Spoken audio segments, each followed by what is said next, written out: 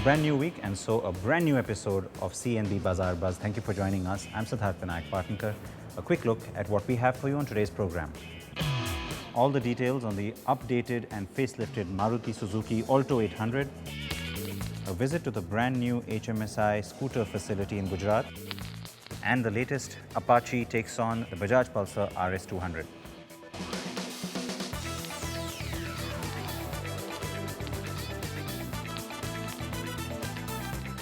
A little more definition on the metal on the side and a completely new and updated face. That's what really defines the facelift on the Alto800 from Maruti Suzuki. Now, Maruti's been feeling the heat in this segment despite being the clear absolute market leader for some time. Why? Well, because for the first time now, you actually have rivals to this car that have been driving into the market. So, has Maruti done enough in terms of giving this car a little bit extra? Here's the review.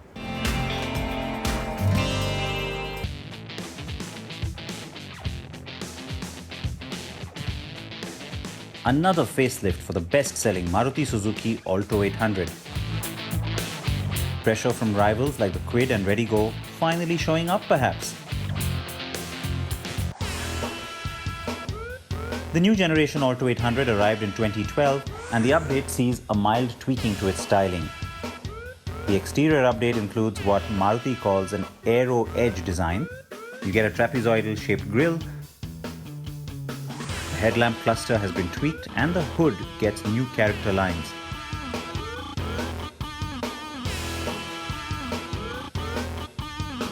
The bumper protrudes out an extra 35 millimeters, which makes the car's total length stand at 3,430 millimeters now.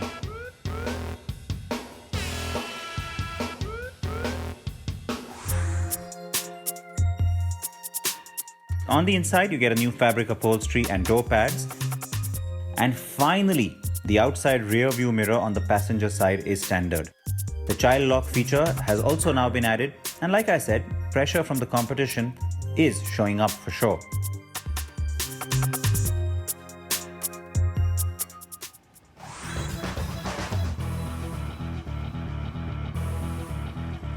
The car continues to produce 47 bhp of power and 69 Nm of torque, but Maruti claims a 9% enhancement in mileage at 24.7 km per litre, though that is still not segment best.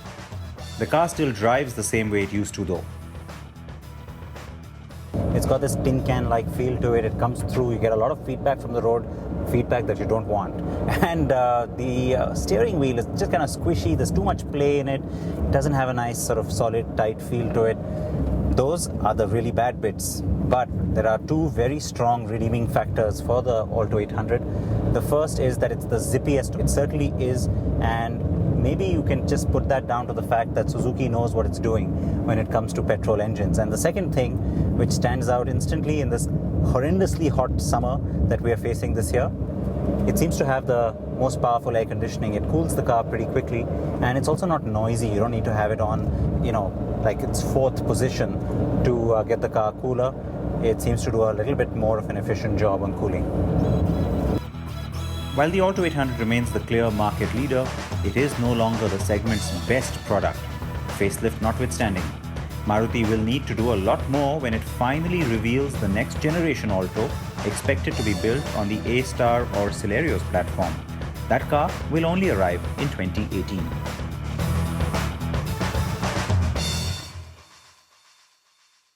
So it certainly looks a little more contemporary now, the new Alto, and there are those two new colors, the blue that you saw and a nice bright green as well.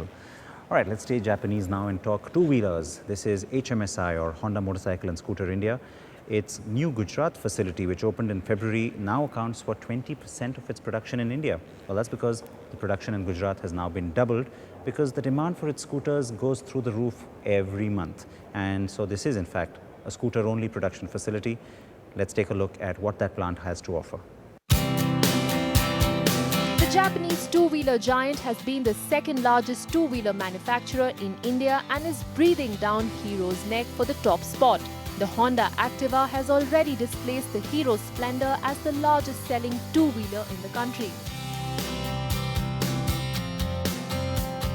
So it's only natural that Honda wanted to reduce the waiting period on its popular scooters while also catering to the increasing demand for them too. And that is why in February this year, Honda opened the doors of its fourth plant in India. The Vitlapur, Gujarat unit is also its largest scooter-only production facility worldwide. The plant has been opened with a 6 lakh unit annual capacity, but that has now been ramped up to its full installed capacity of 12 lakh scooters.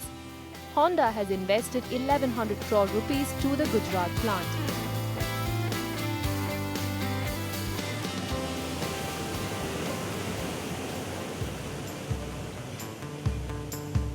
The new assembly line is meant exclusively for the Honda Activa and is 156 meters long. The first 51 meters are where the 110cc engine gets assembled, and over the next 105 meters, the scooters are assembled into the final product. In case you're wondering, the Honda Navi, which uses the Activa's platform and engine, is being manufactured at Honda's Tapukara plant in Rajasthan. There is no talk of having a third assembly line at the moment. This factory was one of my dreams. Depend on the market situation, so I did analyze we need for the one scooter plant. And now also many customers waiting for our Activa or deal. And then now second line inaugurated is very happy to me also. And the future, of course, in our total global Honda technology have many engine, many technologies. But I would like to introduce more Indian taste vehicle. One of not a scooter, but we this year launched the Navi. These are just for the Indian R&D, also HMSI developed. One of the good reputation now. That we want to try to the more automatic vehicle, something new.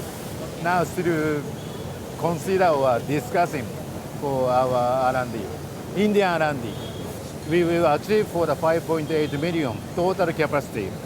And then for coming for new factory, we have to also allocate it for the another factory. We have some room.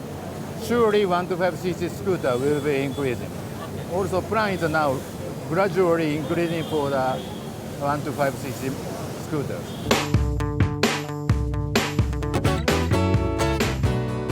As the HMSI boss said, the overall production for Honda motorcycle and scooter India currently stands at 58 lakh units. That includes all bike and scooter models. The new Gujarat plant accounts for approximately 20% of that total production. But it will be all guns blazing at the other plants too, thanks to good demand for the non-scooter portfolio too.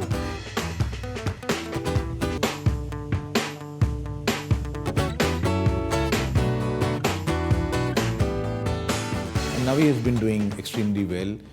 Still, the launch is not pan-India. We are only available by end of June now, only 35 top towns of the country. So we are going urban to semi-urban like that in a stepwise manner. And seeing the first few months response, we already doubled our capacity as a plan for Navi. So this Navi is the one area which becomes a priority for us because it is also leading to a new culture in the two-wheeler, that is the customization, because almost 50% of the Navi customers are going for the customization. So this is one area which we are exploring more, and before festival there will be more options of customization which will be offered to the customer. So that's one area for immediate focus for Honda.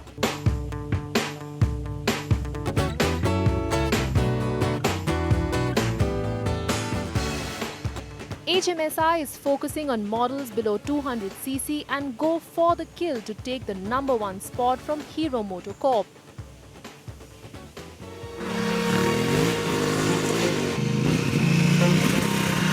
The only performance bike coming in the near future is the adventure sport motorcycle.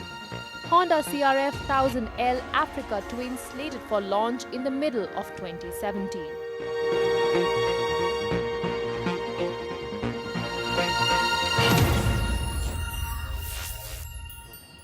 Completely new seat fabric and of course a new dash layout as well. Makes the car look a little more modern and contemporary on the inside. This is of course the Alto 800 from Maruti Suzuki that's recently been facelifted. Let's take a very short break here on Bazaar Buzz. We come back with a lot more, including a bike shootout that you don't want to miss.